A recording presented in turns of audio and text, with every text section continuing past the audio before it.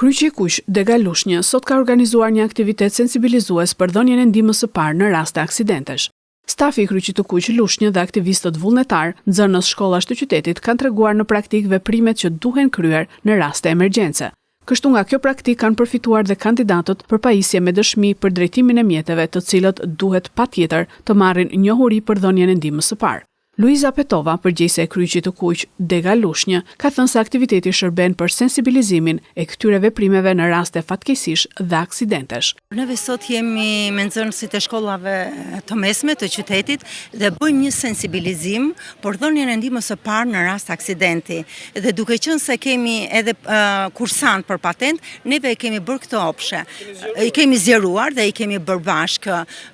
Këto neve e bëjmë për të sensibilizuar njerëzit dhe të gjithë popullatën që të kenë njohuritë fillestare për dhënien e ndihmës së parë, që është shumë e rëndësishme për çdo person që mund të ketë ndonjë aksident, që mund të ketë ndonjë rënje të fikti ose çfarëdo tjetër që mund të na ndodhi në jetën e përditshme. Kursantët janë ndoshta të patrajnuar, por nxënësit e shkollave të mesme janë pjesë e përhershme e Kryqit të Kuq.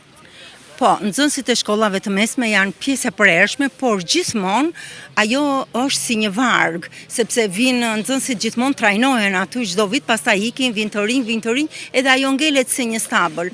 Edhe janë të trajnuar, por edhe këta sot kursantët e kanë ditën e dytë dhe marrin trajnimin minimal të nevojshëm që duhet, sepse ata marrin dhe një dëshmi për këtë.